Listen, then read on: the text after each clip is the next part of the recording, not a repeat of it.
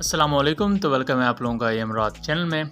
दोस्तों, दुनिया हीर रांझा की मोहब्बत को भूल सकती है, रोमियो जूलियट को भूल सकती है, लेकिन प्रदीप क्रूलकर और ज़ारा दासगुप्ता की मोहब्बत हमेशा कायम रहेगी, क्योंकि यही वो मोहब्बत थी जिससे पाकिस्तान और चाइना को अग्नि 6 मिज़ाइल, ब्रह्मोस मिज़ाइल और मुख्तलिफ surface to air missile systems और बहुत से दूसरे इंडियन डिफेंस प्रोजेक्ट्स के बारे में बहुत ही ज़्यादा नीच और की इन्फॉर्मेशन हासिल हुई है।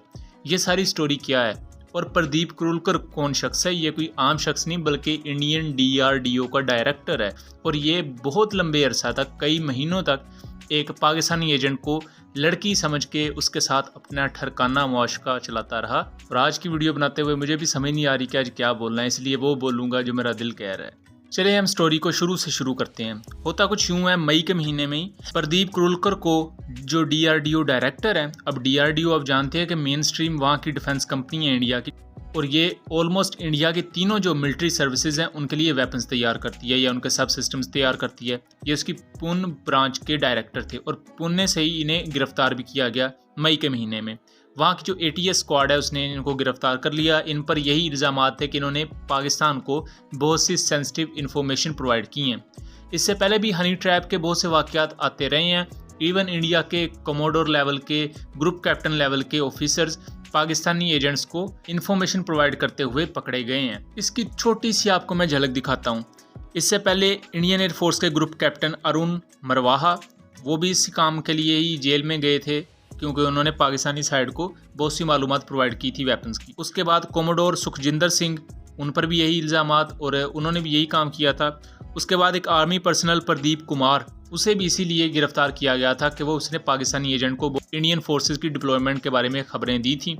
फिर आते हैं ये DRDO डायरेक्टर, एक डायरेक्टर लेवल का शख्स जिसने अपनी ज़िंदगी में बहुत कुछ अचीव किया हो, लेकिन फिर भी एक ज़ारा नामी लड़की के इश्क में मुब्तला होकर उन्होंने अग्नि 6 मिज़ाइल, ब्रह्मोस और QRSAM और इस तरह के बहुत से इंडियन मिज़ाइल्स के बारे में बहुत सी क्लासीफाइड इन्फॉर्मेशन बाकायदा मुख्तलिफ फाइल्स की सूरत में, डॉक्यूमेंट्स की सूरत में प्रोवाइड की हैं। और ये शायद इंडिया की तारीख में one of the most biggest spy operations में आप इसे गिन सकते हैं।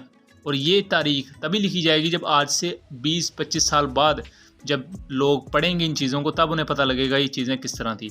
लेकिन अब हुआ क्या है, इस पर जो ATS ने चार्जशीट पेश की है उसमें उन्होंने बताया कि ये मल्टीपल टाइम्स दुबई भी गया, ये DRDO का जो डायरेक्टर था वहाँ उस लड़की से मिलने। उसके अलावा वो लड़की लंदन से इससे कांटेक्ट करती थी, लंदन में से बैठ के, और ये यहाँ उनके दामे मोहब्बत में गिरफ्तार थे DRDO डायरेक्टर।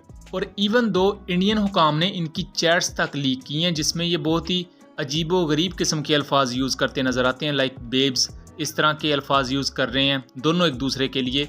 और ये DRDO यानी कि एक इंडियन डिफेंस कंपनी का डायरेक्टर है। अब सवाल पैदा होता है कि किस किस्म के वेपन सिस्टम के बारे में उसने मालूमात दी हैं, लेकिन उससे पहले मैं ये बताता चलूँ कि ये किस किस सीट पर रह चुके हैं। यानी कि प्रदीप क्रूलकर, तो ये सीनियर डिफेंस साइंटिस्ट हैं और उसके अलावा ये डायरेक्टर रह चुके हैं सिस्टम्स इंजीनियरिंग लेबॉर्ट्री में, जो कि इंडिया की one of the most top defence ecosystem में आती है।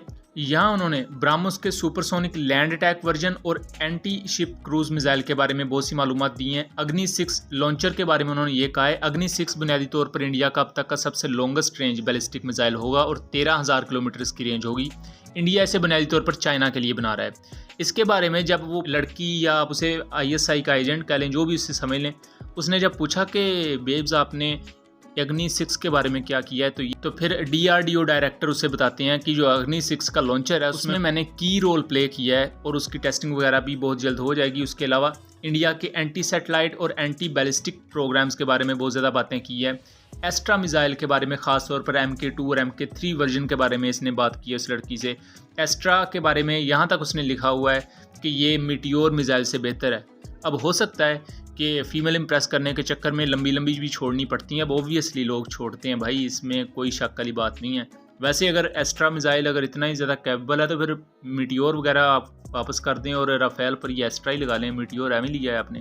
खैर, इंडिया के शक्ति मिशन के बारे में और दूसरे बैलिस्टिक मिसाइल्स के बारे में, इंडिया के मुख्तलिफ जो upcoming surface to air missile system है जिनमें XR और QRSAMs हैं, even submarine launched ballistic missile जो K4 सीरीज़ के बैलिस्टिक मिसाइल हैं, और निर्भय लॉन्ग रेंज क्रूज मिसाइल के बारे में, और इंडिया के रुस्तम ड्रोन के बारे में भी बहुत सी मालूमात इसने लीक की हैं। और ये मालूमात ऐसा नहीं है कि सिर्फ बातों बातों में थोड़ा बहुत बताया हो।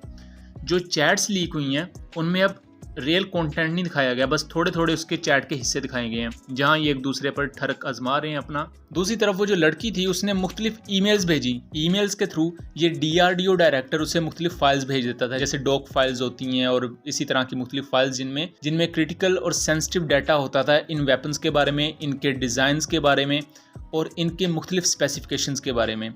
उनमें से मुख्तलिफ जो ईमेल्स हैं, 2 का तो मुझे अभी तक याद है, यानी कि एक dreamgirl@gmail.com थी और एक common158@gmail.com थी।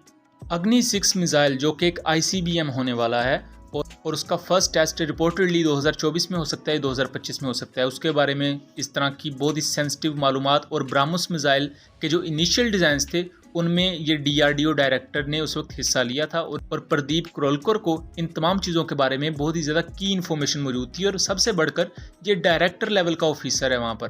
तो इससे आपको अंदाज़ा हो जाएगा कि इस दफ़ा ISI ने कितना बड़ा हाथ मारा है। दूसरी तरफ ये पाकिस्तान, चाइना, तुर्किया जैसी कंट्रीज़ के लिए जो इन्फॉर्मेशन है ये बहुत ज़्यादा की है।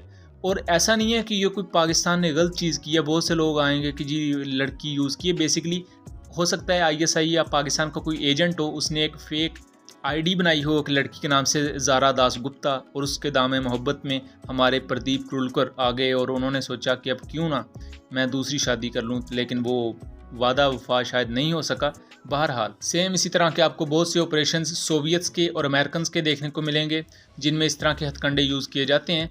और ये इंटेलिजेंस एजेंसीज़ और जासूसी करने के मुख्तलिफ जो अदारे हैं वो इस तरह की मुख्तलिफ टैक्टिक्स को यूज़ करते हैं।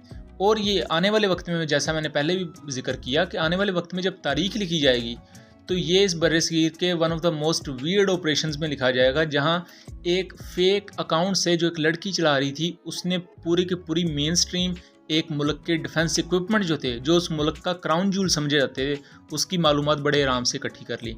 और दूसरी तरफ ये इंडियन ऑफिसर्स के लिए और उनके मुख्तलिफ जो साइंटिस्ट हैं उनकी मेंटल एबिलिटी पर और उनके कंडक्ट पर भी बड़े क्वेश्चंस उठाता है कि वो इतने ही कोई थोड़े हुए हैं। मतलब कि एक फ़ीमेल आपको अननोन नंबर से आपसे मुलाकात करना चाहती है, आपसे बात कर रही है और आप खुशी खुशी में उसे जितने भी आपने कौमी राज है वो बड़े आराम से बता रहे हो। सो उम्मीद करता हूँ चीज़ें क्लियर रही होंगी। मिलेंगे अगली दफ़ा, तब तक के लिए अल्लाह हाफिज़।